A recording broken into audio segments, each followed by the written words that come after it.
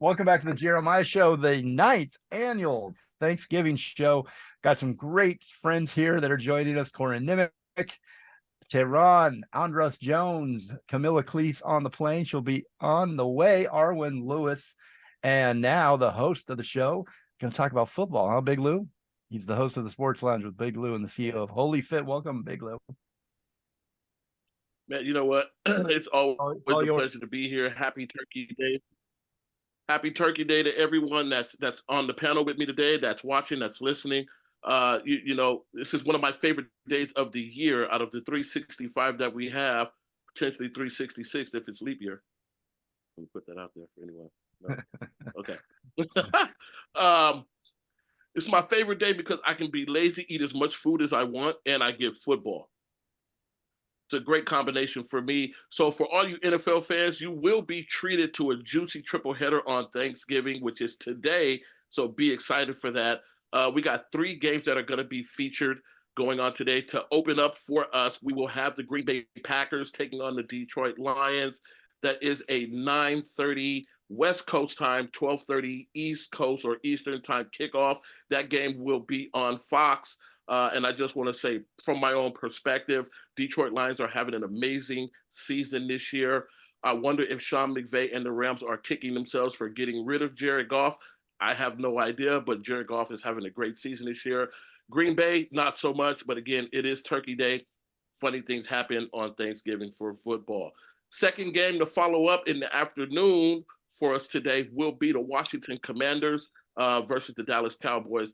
Dallas Cowboys, biggest brand in football, globally speaking.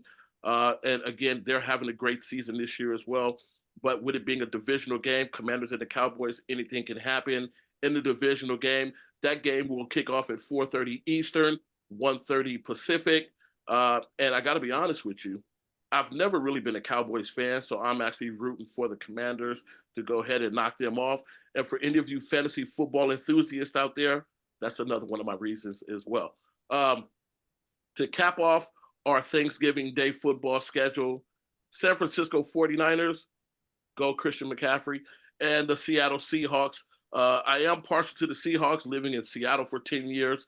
But right now we're kind of having a tough go of it over these last few weeks.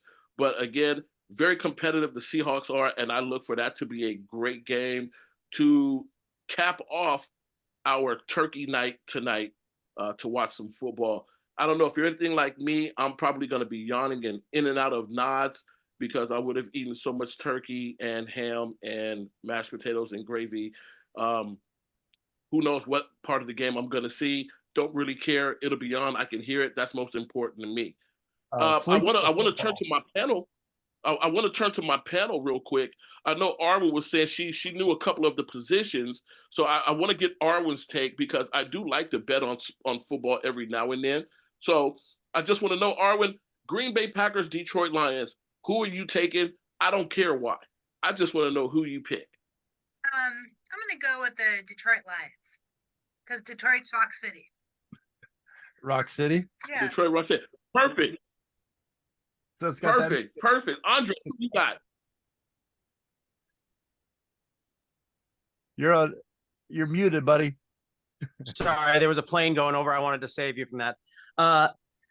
So I only know slightly more about football than Arwen, I think. So let me just clarify something. The Green Bay Packers are still like owned, like sort of in a cooperative way, as opposed to with like sort of a mega corporation thing. There's some.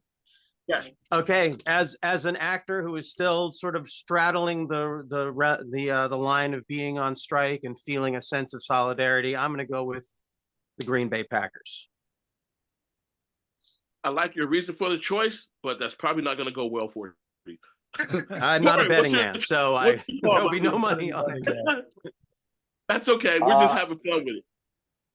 Yeah, for me, oddly enough, I was in a silly breakdancing crew back in the 80s called the Gumbies. They bend and twist and all the things, And so we always wore Green Bay Packers stuff as our like green and the letter G, and we'd be dancing. So we would kind of like crew up, you know what I mean, and go and getting dance offs at the local spots and whatnot. So I have to go with Green Bay just because it's sentimental to me. Makes me want to go and do a backspin. I love it. We're giving such great sports advice, but we handpicked this. Tehran, what about you? Well, I love how everyone's picking it based on the color of their underwear or what T-shirt they wore in high school, whatever it is. I'm gonna have to go with Arwen here. The Detroit Lions are 8-2, and I think the Packers are 4-6 and haven't scored more than 20 points this whole season. If anyone does come in and play well in the cold, it is the Packers. But I just don't think that this is the year that they will play against the Detroit Lions, of all people, who I cannot believe that any of us are picking the Lions to win this particular game. I think this is one of the few years we would ever do that, but I'm going to have to go with the Detroit Lions on this one. For sure. Jeremiah, I got to get your take on this. Who you got? Green Bay Packers, Detroit Lions.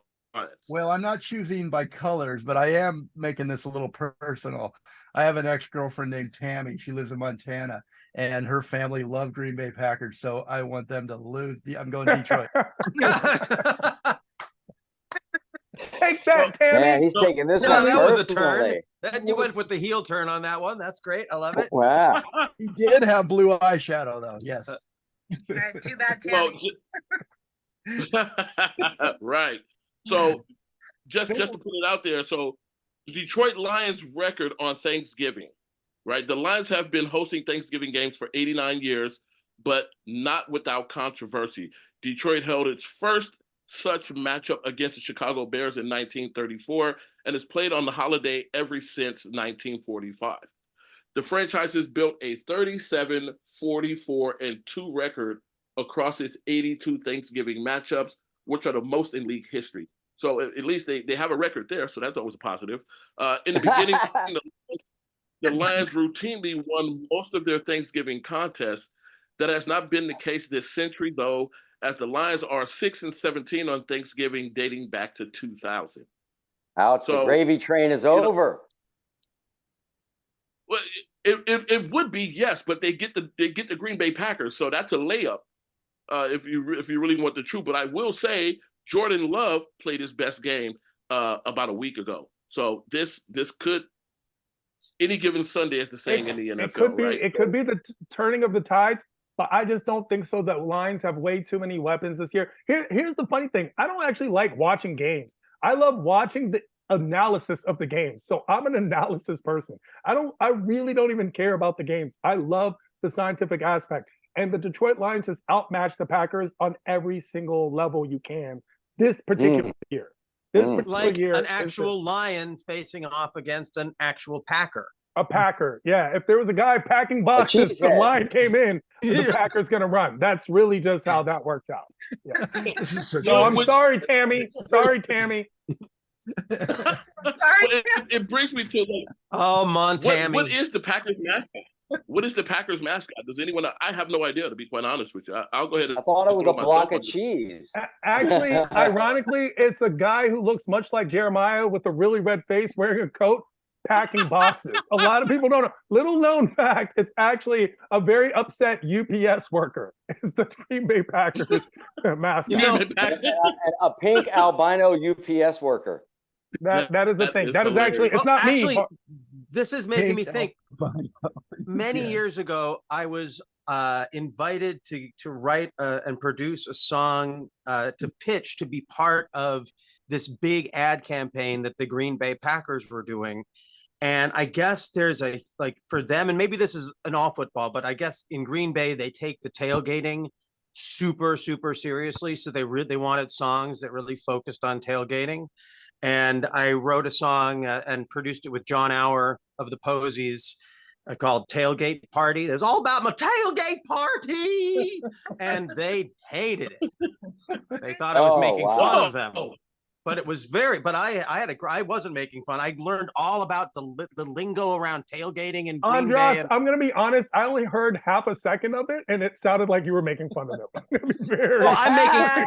Literally right now, it sounded like you were making fun of them. Okay, well, I was having fun with them. I wasn't making. I understand. Fun. I understand. In terms of, I guess, yeah. If you always just, but in singing, when you sing, you put on a voice. It wasn't, but obviously it was. If someone takes offense, it doesn't matter what my intent was. They felt made fun of, and so clearly you're cueing in to what they were seeing. So I take it. It's still. I'd love to share the song with you, Jeremiah. It's really fun. Don't do an Al Jolson version. That's all I have to say. That's what it sounded like. It sounded like it was you imitating what a parody of Garth Brooks singing a tailgate song for these people particularly, and using the term "those people." And I just don't think that it works. I can see how they could find it offensive. You know, you're probably right. You know, I think justice was done. I did not get the gig. They're lost. They're lost. I think we've just clarified that everyone won in this situation. It was the right thing. The worst thing would be for me to have to.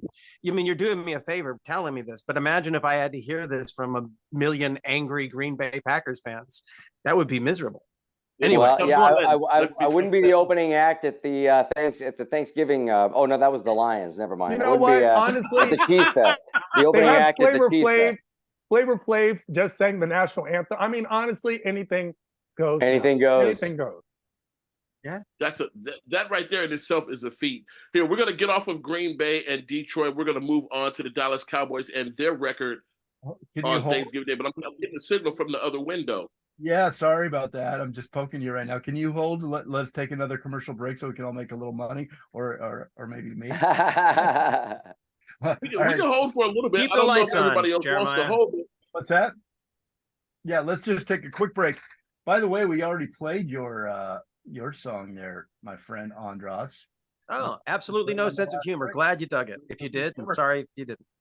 All right, so you're listening to, if you just tuned in, you're wondering what the hell is going on here. It's a very special Thanksgiving. 9th annual Big Lou is back, and Corin Nemec, Tehran, Andras Jones, Camilla Cleese. She's here in spirit, and Arwen Lewis, and your host is Big Lou, and we're going to come right back and talk more Turkey Day football. Stay with us.